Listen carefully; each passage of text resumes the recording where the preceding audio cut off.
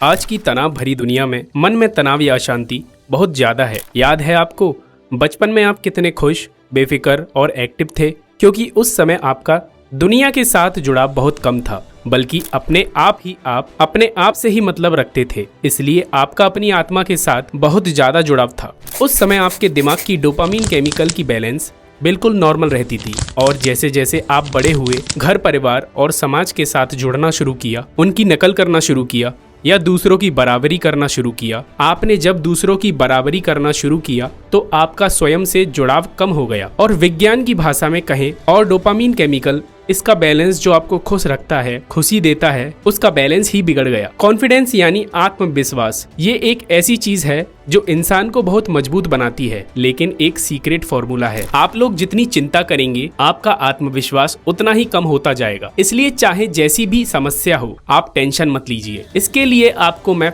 5 tips बताता हूँ। अगर आप ये फॉलो करेंगे तो आपका आत्मविश्वास बढ़ने लगेगा और आप कितने भी बड़े काम को बिना स्ट्रेस के कर पाएंगे। खुश रह करके, एक्टिव रह करके, आपका कोई साथ दे या ना दे, आप हमेशा खुश ही रहा करेंगे, खुद में संतुष्ट रहा करेंगे। सबसे पहली टिप, प्राणायाम। सुबह उठ करके डीप ब्रीथिंग कीजिए, गहरी सांसें लीजिए, जिसको हम प्राणायाम भी कहते हैं। प्राणायाम करने से आपके माइंड में भारी मात्रा में ऑक्सीजन जाता है, जो डोपामीन केमिकल को नेचुरल तरीके से रिलीज करता है और आपके दिमाग में खुश होने के कारण बनाने लगता है। ये साइंटिफिक प्रूफ भी है कि आपके दिमाग में पर्याप्त ऑक्सीजन पहुंचने से डोपामीन केमिकल रिलीज होने लगता है और जो शरीर को बुढ़ापे की तरफ ले जाने से भी रोकता है। प्राणायाम के बाद थोड़ा योगा अभ्यास अवश्य करना है, जिसमें सूर्य नमस्कार परफेक्ट आसन है। इस आसन में सभी 12 मुद्राएं आ जाती हैं। दूसरे नंबर की टिप है ध्यान करना, यानी मेडिटेशन। अब ध्यान के बारे में मैं आपको क्या ही बताऊं, ये तो एकदम अमृत है। जैसे ही आप भगवान का ध्यान करना शुरू करते हैं, आप अपने आप से, अपनी ऊर्जा से जुड़ने लगते हैं और बाहरी कनेक्टिविटी समाप्त होने लगती है। भगवान को याद करने से आत्मबल सबसे तेजी से बढ़ता है। काम करते करते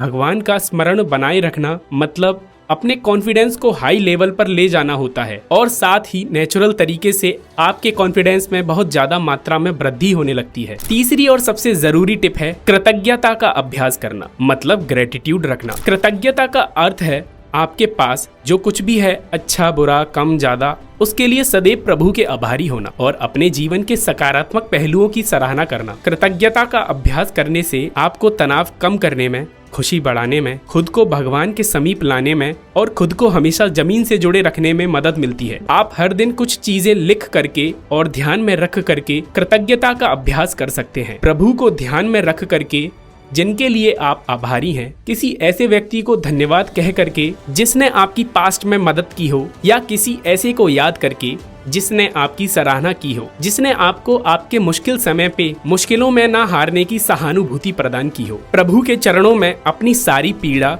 दुख को व्यक्त करके आप अपने प्रेजेंट को बहुत सकारात्मक और सुखदायी बना सकते हैं। आप सकारात्मक पुष्टियों का भी उपयोग कर सकते हैं, जो आपकी ताकत और क्षमताओं की पुष्टि करते हैं। चौथी टिप है व्यायाम। हम व्यायाम शब्द सुनकर ही सोचते हैं कि ये तो बहुत कष्ट देने वाला एवं कठिन कार्य है, मगर मित्रों, तनाव दूर करने और अपने शारीरिक और मानसिक स्वास्थ्य को बढ़ावा देने के लिए व्यायाम सबसे अच्छे तरीकों में से एक है। व्यायाम एंडोर्फिन नामक केमिकल को हमारे शरीर में रिलीज करता है, जो कि एक प्राकृतिक रसायन है जो आपको अच्छा महसूस कराता है। व्यायाम आपकी नींद की गुणवत्ता और नींद की स्थिति को सुधारने में भी मदद करता है। पुरानी बीमारियों को शरीर पे हावी होने से रोकता है और उनके होने के जोखिम को भी कम करता है। आप अपने हिसाब से और शारीरिक स्थिति को देखते हुए कोई भी व्यायाम चुन सकते हैं जो आपको आनंद देता हो, जैसे चलना, दौड़ना या कोई शारीरिक आसन करना। आपके लिए आखिरी टिप है जंक फूड को ग्रहण ना करना, यानी ऑयली बाहर का खाना। अधिक घर के बाहर की तली हुई चीजें खाने से आपके शरीर में डोपामीन केमिकल की बैलेंस बिगड़ने लगती है। इसलिए जितना हो सके नेचुरल रूप से ही फल और सलाद को भी यूज किया करिए। बाहर का तला भुना खाना मत खाइए, ये आपके दिमाग को तो कमजोर करता ही है, साथ ही साथ आपकी आंतों को भी खराब करता है और पूरे शरीर में गंदगी फैलाता है। शुरुआत में 5-7 दिन तो मुश्किल होंगी, बुरा भी लगेगा,